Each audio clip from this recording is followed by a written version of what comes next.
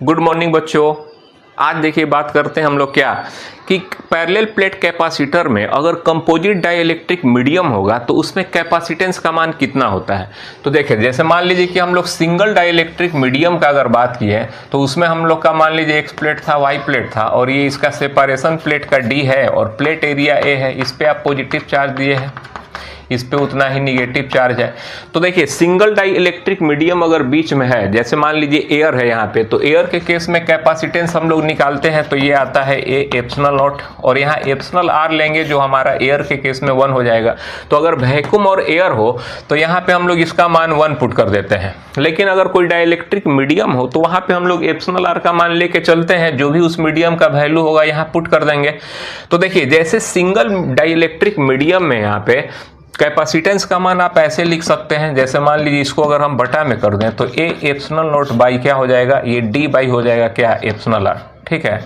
तो composite medium जब कर दिया जाए तो इसमें कैपेसिटेंस क्या हो जाएगा। तो देखिए इसमें क्या होगा कि अगर हम मान लीजिए यहाँ पे ले लेते हैं कि इस मीडियम में हम क्या करते हैं कि एक दूसरा मीडियम यहाँ पे इंट्रोड्यूस कर देते हैं इसमें, और इसका मान लीजिए डाइइलेक्ट्रिक मीडियम कुछ होगा जिसको आप के मान लीजिए, और ये एयर हो गया। इसका थिकनेस अगर हम लोग टी कहें और ये प्लेट का सेपरेशन अगर डी है तो इस मीडियम का थिकनेस मेरा क्या हो जाएगा, तो डी माइनस इसको घटा दीजिए तो डी माइनस टी हो जाएगा। ये एयर है यहाँ पे, ठीक है, ये एप्सिलॉन आर चलिए करते हैं। अब देखिए इसमें क्या होगा कि कंपोजिट वाले मीडियम में इसी के तर्ज पे हम लोग क्या करेंगे, आराम से फार्मूला बैठा सकते हैं। जैसे यहाँ पे देखिए ए तो प्लेट सेपरेशन प्लेट एरिया है और ये एब्सोल्यूट परमिटिविटी ये तो कांस्टेंट होगा। यहाँ पे डी हो गया दोनों प्लेट के बीच का सेपरेशन और ये हो गया इस मीडियम का वैल्यू। तो अगर कोई दूसरा मीडियम इसमें हम लोग डाल दें तो बस फार्मूला में यही चेंज होगा, क्या हो जाएगा, तो इसका कैपेसिटेंस आप सी डैश कह लीजिए। और देखिए प्लेट एरिया सेम है तो ए एप्सिलॉन नॉट रखेंगे और इसमें जो क्या है, जैसे जिसका जो मीडियम है उसका आप थिकनेस ले लीजिए और उसका रिलेटिव परमिटिविटी ले लीजिए या डाइइलेक्ट्रिक कांस्टेंट ले लीजिए। तो यहाँ अगर हम इस मीडियम का बात करें, चलिए इस मीडियम का अगर बात करें तो हमारा इसका क्या है, तो इसका थिकनेस हमारा हो जाएगा क्या, डी माइनस टी।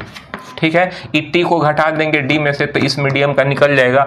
और उसका जैसा कि फर्स्ट मीडियम में हम लोग रिलेटिव परमिटिविटी एप्सिलॉन आर है तो यहाँ एप्सिलॉन आर दे दीजिए इस मीडियम का वैल्यू, और प्लस करके यहाँ क्या कीजिए कि सेकंड मीडियम हमारा ये है तो इसका देखिए थिकनेस, यहाँ थिकनेस देंगे, यहाँ डाइइलेक्ट्रिक कांस्टेंट तो इसका थिकनेस टी है और ये आपका हो जाएगा क्या, तो इसका डाइइलेक्ट्रिक कांस्टेंट के है। चूंकि यहाँ एयर होता है तो सबका आप क्या कीजिए, थिकनेस लीजिए T1 और उसका रिलेटिव परमिटिविटी, फिर थिकनेस लीजिए रिलेटिव परमिटिविटी, फिर इसी तरह क्या कर देंगे, सबका सम करते चले जाएंगे तो हमारा